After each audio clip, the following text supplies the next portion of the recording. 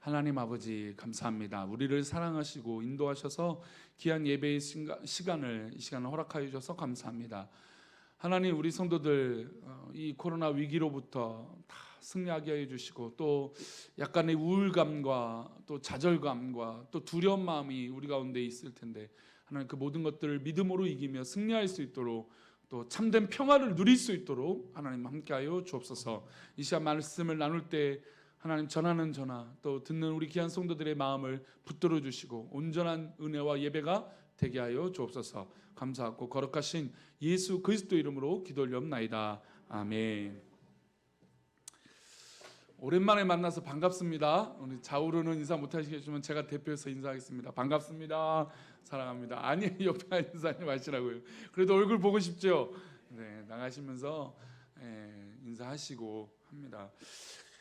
지금 거의 매주 이 얘기를 드렸던 것 같은데, 워낙 교회가 지금 사회적 지탄을 받고 있고, 지금은 조금 교회 확진자가 좀 덜 나와서 참 다행이고 감사한데, 교회에 대한 기대감이 그만큼 커서 그래요. 세상 사람들조차도 교회가 그랬으면 좋겠다라고 하는 기대감이 있기 때문에, 또 원망감도 있겠죠. 원망감도 있겠지만 기대감도 있기 때문에 교회에 대해서 환자가 나타났을 때 굉장히 침통하고 또 지탄하고 굉장히 어려운 이 상황들을 맞이하게 됩니다. 그러면서 제가 묵상한 것 중에 하나가 있어요. 병원은 이제 이것도 믿음의 사람들이 이해할 수 있는 것 같아요. 병원에서 확진자가 계속 나오잖아요. 요양병원들이나. 그러면 요양병원들을 다 중지시켜야 될까요? 아니죠. 생명과 연결이 돼 있기 때문에 병원은 문 닫지 않습니다. 코호트 격리를 해서 그 층만 격리하고 병원은 문을 닫게 하죠. 그렇죠? 그러니까 그 부분만 문을 닫거나, 아니면 전체 병동이 문제 있으면 전체 방역을 하고 폐쇄를 하게 됩니다. 근데 교회는 어떻습니까? 한 군데 나오면 전체가 문제가 발생되죠. 근데 이거를 조금 더 영적으로 우리가 좀 들여다보면 사실은 이것이 세상과 교회와 세상의 차이라고 할 수 있어요. 우리가 예배를 드리지 못하는 것, 물론 실시간 예배를 드리긴 하지만, 영상 예배를 드리긴 하지만, 제가 서로는 처음에 말씀드렸던 성도와 서로 교통하는 것과, 그렇죠? 그 교통함은 각 집에 있을 때도 그 교통함은 있을 수 있겠지만, 진짜 진정한 교통함은 어디 있을까요? 우리 현장에서 함께 예배하고 교제할 때 있는 것이죠. 즉, 예배를 드려서 은혜를 받는다라는 것은 현장의 의미를 넘어서기는 참으로 어려워요. 방역 지침에 따라서 우리가 온라인 예배를 드리지만 너무나 많은 한계가 있죠. 그래서 어떤 분들은 온라인 예배를 드린 접속자 수를 세시더라고요. 아이고, 목사님 몇 명, 5명밖에 안 들어왔어요. 나머지는 예배 안 드려요. 이제 그렇게 말씀하시는 분도 있더라고요. 그런 마음이 들어요. 그러니까 여러 가지 생각, 물론 이게 정확한 데이터가 늘 안 나오더라고요. 영상 조회 수가 보면 실시간 영상이든 아침에 드리는 오늘의 말씀이든 그렇습니다. 아니, 그럼에도 불구하고 온라인 예배랑 현장에서 드리는 예배는 굉장히 큽니다. 근데 우리가 이 예배를 드리지 않는 건 우리가 마치 의사를 만나지 못하는 것과 동일한 것이죠. 그래서 사실은 세상과 교회와 세상은 참으로 이해하기에는 너무나 어렵습니다. 근데 또 주님의 말씀이 우리 가운데 그런 말씀으로 도전해 주시죠. 너희는 세상의 빛이라 하는 거. 그러니까 이게 참으로 어려운 숙제였어요. 이 코로나19라는 게, 우리가 현장 예배를 멈춘다라는 건 너무나 이해할 수 없는, 세상이 이해할 수 없는 너무나 어려운 문제예요. 그럼에도 불구하고 우리는 건강과 또 성도들의 안전, 그리고 세상이 요구하고 있는 그 지탄, 또 여론 가운데 역사하시는 하나님의 의미들을 기억하기 때문에 우리가 이 방역 지침에 따라서 좀 이렇게 따라왔던 것 같습니다. 근데 그러면서 이제 1단계가 돼서 현장 예배를 드리고 성도들을 보니까 확실히 다르고 확실히 좋습니다. 하나님이 우리와 함께 하시고 우리 예배를 기뻐 받아주실 줄 믿습니다. 그런데 이렇게 예배 드리는 것이 좋고 교회 안에서 예배 드리는 게 좋은데, 서로 사랑하라고 하는 의미가 우리가 안 믿는 사람, 믿지 못하는 사람들을 사랑하는 데는 어느 정도 마음이 열려 있어요. 물론 너무 막무가내이고 예의가 없는 사람을 만났을 때는 그 마음을 열기는 어렵겠지만, 웬만한 세상의 사람, 예수님을 믿지 않는 사람을 만났을 때는 우리의 마음이 늘 열려 있습니다. 왜 그럴까요? 그들이 우리의 전도의 대상자이기 때문이에요. 그래서 그 세상 사람들을 만나면 사랑해야지, 내가 베풀어야지, 섬겨야지, 돌아봐야지라는 마음이 적극적으로 나옵니다. 그런데 이 서로 사랑한다라고 하는 말은 내가 믿음의 사람이 세상에 나가서 사랑하는 것도 개념이 되겠지만 어디서도 서로 사랑해야 될까요? 성도와 성도 안에서도 서로 사랑해야 돼요. 그런데 가만히 들여다보면 우리가 때로는 세상 사람들을 사랑하는 것보다 교인들을 더 사랑하지 못할 때가 있다라는 것이죠. 이번 주부터는 그 부분을 좀 나누고 싶어요. 우리가 좀 여태까지는 나를 사랑하는, 또 내가 사랑할 수 있는 이유가 십자가의 그 은혜가 있고, 또 세상을 사랑하지 못하는 여러 가지 이유들이 우리 가운데 있을 수 있다라고 하는 것들을 점검해 봤다면, 오늘부터는 왜 교인들끼리, 성도들끼리 서로 사랑하지 못할까? 물론 이유는 금방 나올 수 있습니다. 하나님이 우리를 사랑하셨은지 우리도 서로 사랑하는, 이 마음으로 서로 사랑하면 돼요. 근데 우리가 성도와 성도가 만날 때 주님의 십자가의 은혜만을 말할까요? 그렇지 못할 때가 많다라는 것이죠. 그래서 왜 성도와 사랑을 하지 못할까라고 하는 이 믿음의 관계에 대해서 이야기를 나누고자 합니다. 교회 안에서 열심히 하고 인정받고 싶습니다. 그러나 문제가 발생되기도 해요. 오늘 제자들 사이, 그러니까 제자들이라고 하면 누구랑 가장 가까운 사람들일까요? 예수님과 가장 가까운 사람들이에요. 예수님과 가장 가까운 사람들인데 문제가 발생됐어요. 어떤 문제인지 한번 하나하나 구절들을 읽어보면서 살펴보겠습니다. 마태복음 20장 20절 말씀입니다. 함께 읽어볼까요? 그때 세베대의 아들의 어머니가 그 아들들을 데리고 예수께 와서 절하며 무엇을 구하니? 세베대의 아들이라고 하면 요한과 야고보와 요한을 말합니다.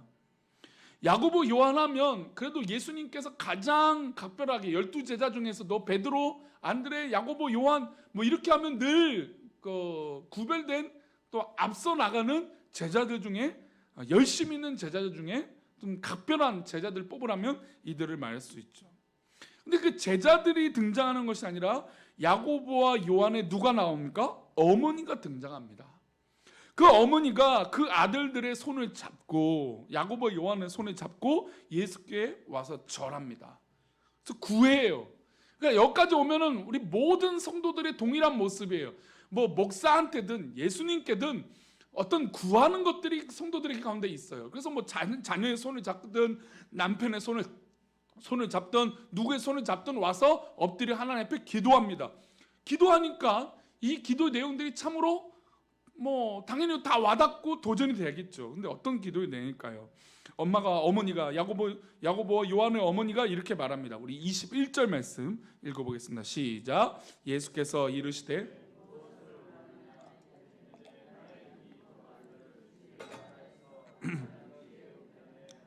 하나는 주의 좌편에 앉게 명하소서.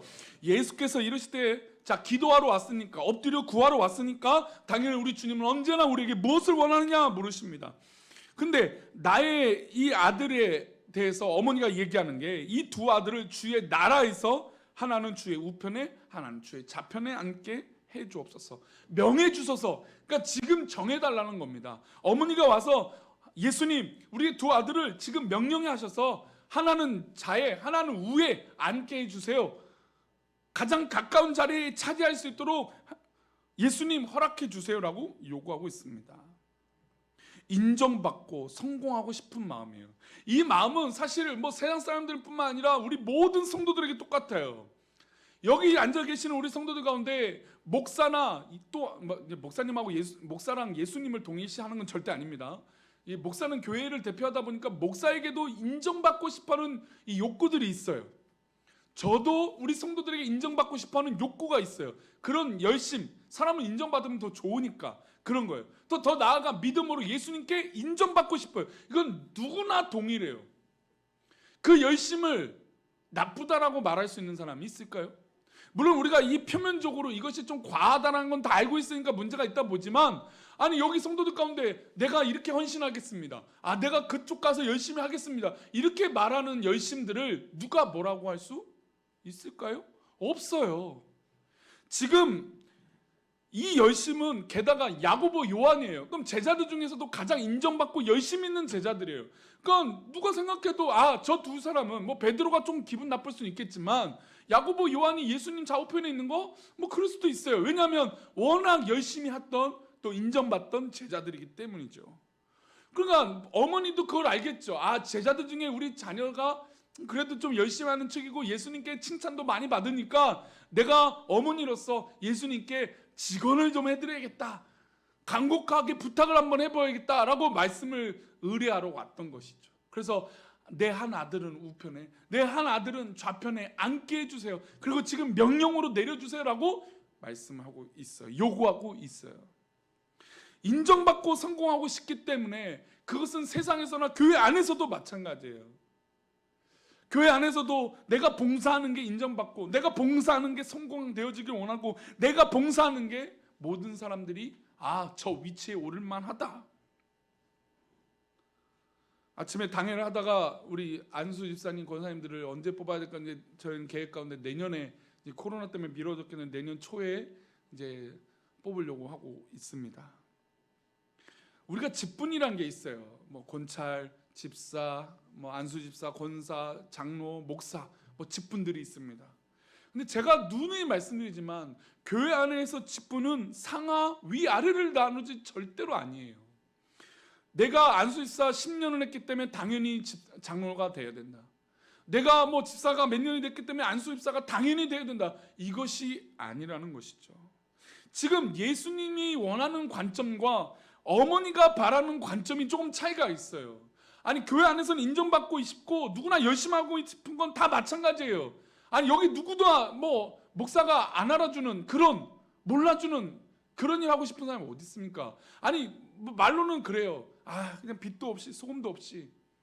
근데 아무도 안 알아주면요 괜히 섭섭해요. 그래서 내가 가장 가까운 사람한테 말해요.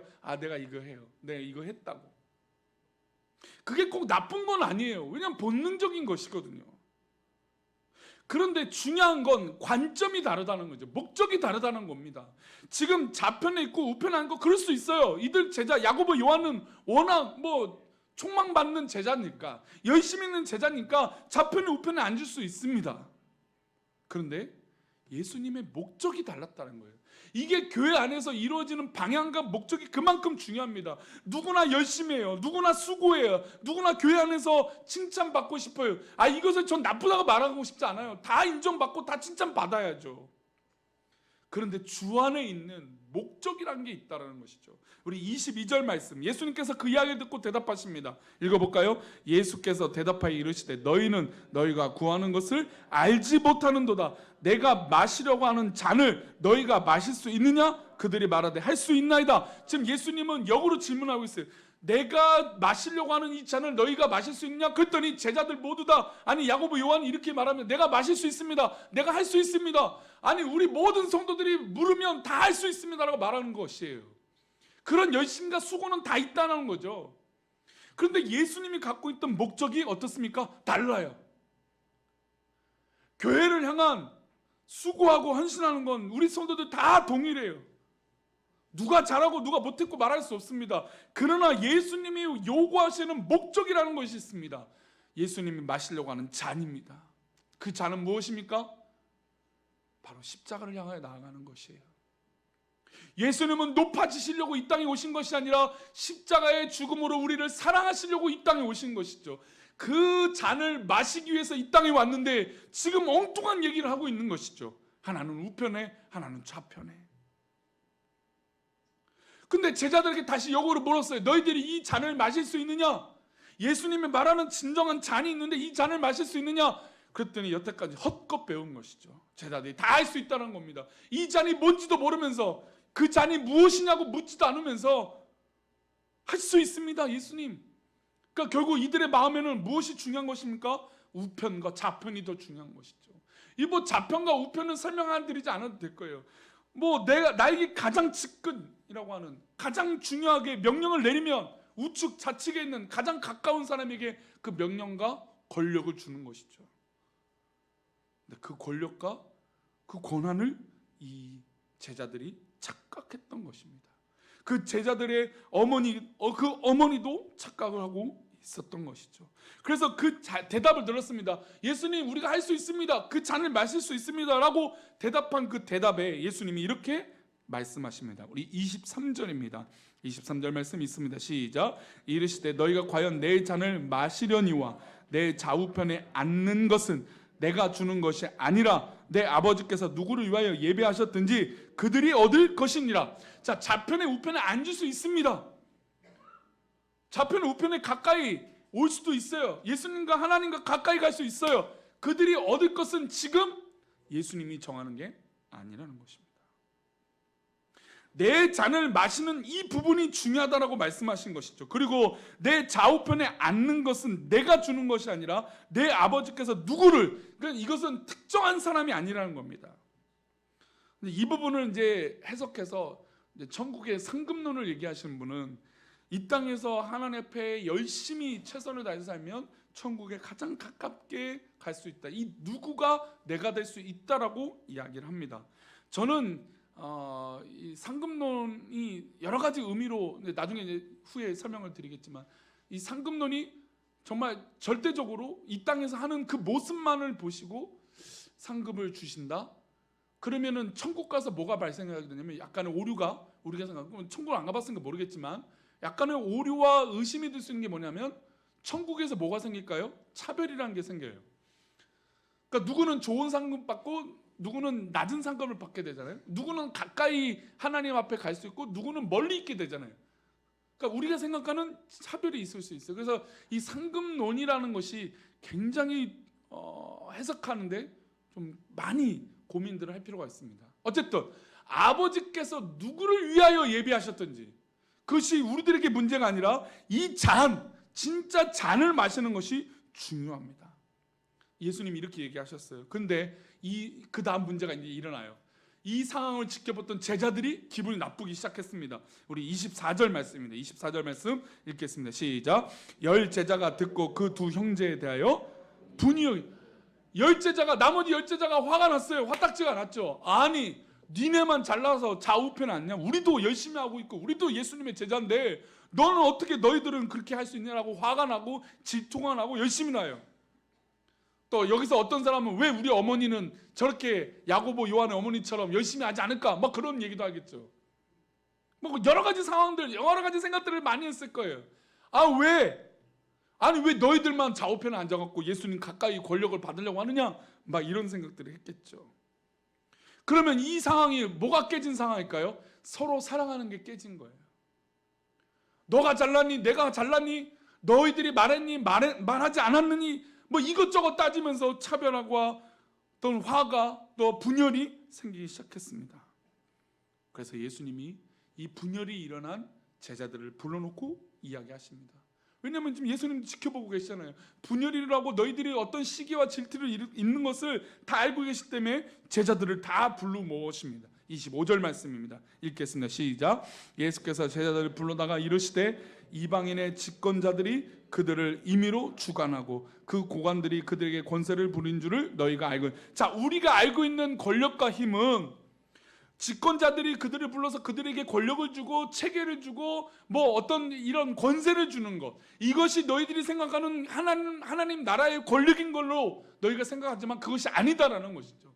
정말 하나님이 주시는 권력과 하나님께 주시는 권능은 이것이 아니라는 겁니다. 근데 제자들의 생각은 뭐 주관하는 리더들이나 아니면 앞에 있는 사람이 나를 불러다가 너 이거 해 하면 권력 생기는 그런 권력으로 생각했던 것이죠. 그래서 예수님은 그것이 아니다 라고 하시면서 26절에 이렇게 말합니다. 26절입니다.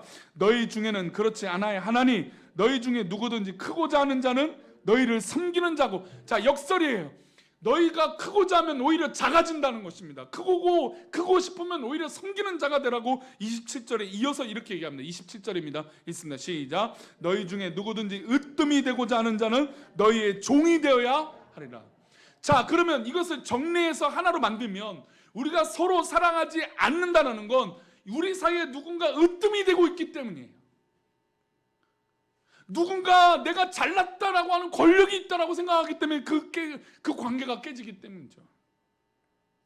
그럼 반대로 사랑하는 공동체, 사랑하는 우리 교회가 될 수 있는 그 비결은 누가 잘나고 누가 권세가 있는 것이 아니라 우리 모두 다 종이 되어야 한다는 것입니다. 이게 바로 교회 안에서 서로 사랑하는 힘이에요. 예수님과 함께하는 제자들의 모습이잖아요. 그렇죠? 지금 제자들이 다 모여서 했는데 갑자기 두 명의 또 그 어머니가 와갖고 권력을 나눠버렸단 말이죠. 그런데 뭐 솔직히 다 이루고 싶은 마음이 있는 거예요. 제자들도 분이 생겼다라는 거, 화가 났다는 건, 아니 나도 그 자리에, 나도 우편에, 나도 좌편에 앉고 싶은데 왜 너희들 둘만 그러냐 이것이죠. 화가 납니다. 근데 이게 다 인간이 가질 수 있는 다 본능이고 욕구예요. 그런데 예수님이 여기서 지혜를 주신 거예요. 우리가 서로 사랑하고 우리가 정말 그 공동체가 건강해질 수 있는 힘은 오히려 너희의 종이 되어야 가능하다는 것입니다. 그래서 예수님이 진정한 잔, 내가 마시려고 하는 그 잔에 대해서 이렇게 말씀하세요. 28절 말씀입니다. 마지막입니다. 읽겠습니다. 시작. 인자가 온 것은 섬김을 받으려 함이 아니라 도리어 섬기려 하고 자기 목숨을 많은 사람의 대속물로 주려 함이니라. 할렐루야. 그래서 우리의 성숙함과 우리가 사랑하는 훈련은 어디서 오느냐? 내가 섬겼을 때 알아주지 않아도 된다는 것입니다. 종이 된다는 건요, 굉장히 비참해요.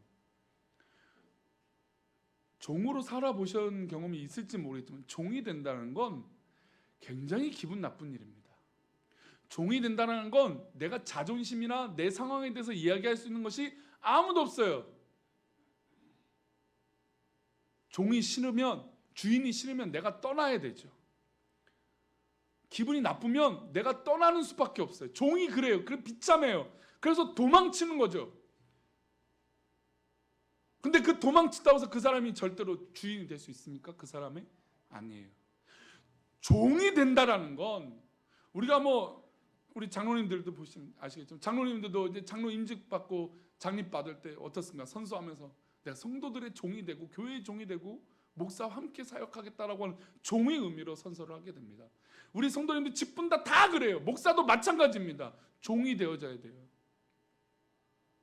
그런데 오히려 교회 안에서 내가 인정받고 성공하고 저 사람보다 나아지기를 바라는 그런 세상의 원리가 교회 안에 들어왔기 때문에 교회가 사랑이 깨지기 시작한다는 겁니다.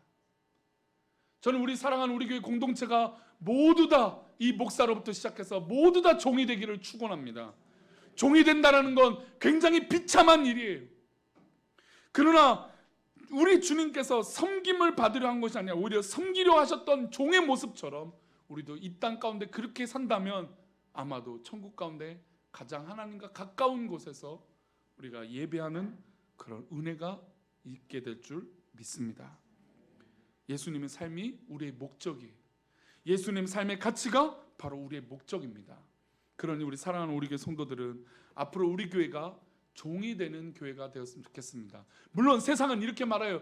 교회는 종이 된다고 하면서 낮아진다고 하면서 왜 교회가 부자가 되고 왜 교회가 높아지려고 하느냐라고 삿대질을 합니다. 그러나 그 말에 너무 휘둘릴 필요 없어요. 우리가 하나하나, 아니 우리가 종이 되지도 않았는데 갑자기 뭐 찬물 갑자기 마시면 체하는 것처럼, 물도 마시면 체한다면서요. 급하게 먹으면 그렇게 되는 것처럼 우리가 훈련도 안 됐고 종이 되지도 않았는데 뭘 사랑을 해요? 안 되죠. 그래서 우리는 당분간 철저히 종의 자세가 우리 가운데 있기를 기도하고 나아갔으면 좋겠어요. 그럼 여기서 마지막으로 한 가지만 더 말하겠어요. 딜레마가 생겨요. 어떤 딜레마가 생기냐면 교회 안에서는 종이 되면 서로 평화로워져요. 그러면 이제 이 종이 된 모습이 세상을 향해 나가야 돼요. 근데 세상은 어떻습니까? 종이 된 사람을 약점 잡고 요즘 말로 호구를 잡고 우리를 약 올려요. 아, 당신 교회 다니잖아. 당신 예수 믿잖아. 당신이 져줘야지. 당신이 종이 돼야지. 낮아져야지. 왜 우리를 이기려고 해? 이것을 다양한 모습으로 우리를 공격합니다. 그때마다 하나님 앞에 기도하십시오. 하나님, 내가 이 상황을 어떻게 이기면 좋겠습니까? 그리고 강한 믿음을 주셔서 세상의 논리가 아니라 하나님의 마음으로 진정한 종의 가치를 이뤘으면 좋겠습니다. 제가 종이 되라는 건 무조건 지라고 무조건 패배하라고 말씀드린 게 아니에요. 세상을 때로는 세상에 나가서 그들에게 온전한 복음을 제시하고 나사렛 예수 이름으로 그들을 이길 때도 있어야 되는 거예요. 이것을 어떻게 지혜롭게 하느냐, 바로 그것이 기도의 힘에서 나온다는 것이죠. 말씀 맺겠습니다. 너희 중에는 그렇지 않아야 하나니 너희 중에 누구든지 크고자 하는 자는 너희를 섬기는 자가 되고 너희 중에 누구든지 으뜸이 되고자 하는 자는 너희의 종이 되어야 하리라. 인자가 온 것은 섬김을 받으려 함이 아니라 도리어 섬기려 하고 자기 목숨을 많은 사람의 대속물로 주려 함이니라. 그래서 우리가 세상에 살아가는 것은 대속물이 되는 가치에 있습니다. 세상을 이기고 지는 것이 아니라 진정하게 복음을 전하는 게 진정한 승리인 줄 믿습니다. 오늘도 서로 사랑함이, 우리 사랑하는 우리 교회 공동체가 더 건강한 사랑함이 있기를 축원합니다. 한번 따라하실까요? 진정한 사랑이 나에게 있어 섬기는 자가 됩시다. 할렐루야. 우리 모든 성도들이 그렇게 승리하시길 축원합니다. 우리 아까 찬양했던 주의 손에 나의 손을 포개고 우리 찬양하고 우리 주님의 보혈이 우리 성도들을 자유케 하고 인도하여 주실 것을 믿습니다.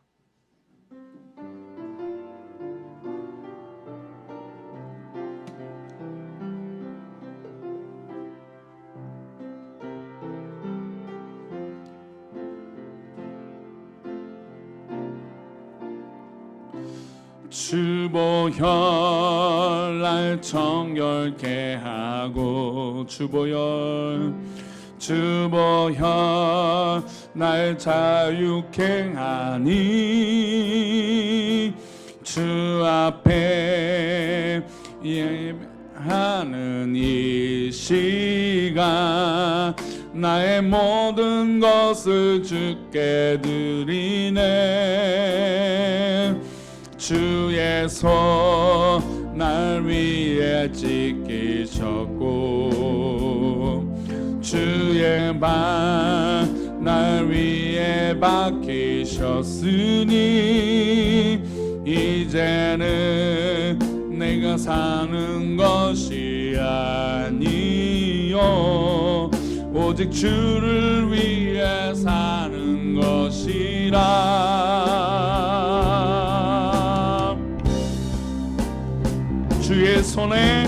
주의 손에 나의 손을 포개요 또 주의 발에 나의 발 포개요 나 주와 함께 죽고 또 주와 함께 살리라 영원토록 주 위에 살리라. 주의 손에 나의 손을 포개고 또 주의 발에 나의 발을 포개요 나 주와 함께 죽고 또 주와 함께 살리라 영원토록 주 위에 살리라. 주 위에 살리라. 이 시간 우리 결단하며 살았으면 좋겠어요. 성도님 잘 기억하세요. 그냥 세상에 가서 무조건 지라는 게 아니에요. 우리가 세상에 살아가는 방법은 십자가가 되는 거고 대속물이 되는 거고 복음을 위해서 사는 것이고 빛이 되는 것이에요. 교회 안에서도 마찬가지입니다. 교회 안에서도 성도들과 관계에서도 빛이 되고 대속물이 되어지고 하는 것이에요. 이기고 지는 싸움을 지금 말씀드리는 게 아니에요. 권력을 가지지 말라 이 말씀이 아니에요. 우리는 철저하게 주의 손에 내 손을 포개고 주의 발에 내 발을 포개서 그 십자가의 보혈로 살아가는 의미가 우리가 교회 안에서나 세상에서나 가정에서나 있어야 될 줄 믿습니다.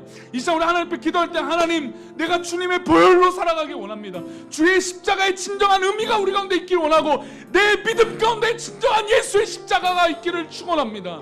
하나님 나를 그렇게 십자가의 은혜로 붙들어 주옵소서. 십자가의 은혜로 승리하게 하여 주옵소서. 진정한 믿음이 우리 교회 가운데 있게 해달라고 이 시간 우리 성도들의 삶과 사업장과 모든 삶 가운데 진정한 예수 그리스도의 보혈이 그 대속의 보혈이 그 낮아지고 섬기는 보혈이 있게 해달라고 이 시간 우리 다 같이 하나님 앞에 기도하겠습니다. 다 같이 기도합니다. 하나님 붙잡아 주옵소서. 하나님 인도하여 주옵소서. 우리를 붙들어 주시고 인도하여 주옵소서. 하나님 앞에 크신 계획으로 나아가며 영광을 돌리며 나아가는 귀한 하나님 우리 성도들에게 소망하오니 하나님 붙잡아 주시고 인도하여 주옵소서. 우리 성도들에게 크신 은혜를 베푸셔서 하나님 주의 보혈로 살아가며 주의 은혜로 살아가는 놀라운 은혜가 있게 하여 주시옵소서. 우리 사랑하는 우리 교회 성도들 하나님 이 주의 대속에 대한 은혜로 하나님 앞에 나아가기 원하오니 아버지 하나님 붙잡아 주옵소서. 은혜를 베풀어 주옵소서. 오 주님, 세상의 리더가 세상의 가치를 드러내는 그런 모습이 되게 하여 주옵소서. 하나님 역사하여 주옵소서. 하나님의 삶이 예수 그리스도의 삶이 우리 목표가 되게 하여 주옵소서.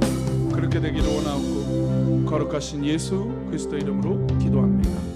아멘. 광고를 하겠습니다. 우리 나가시면서 준비된 떡과 음료가 있습니다.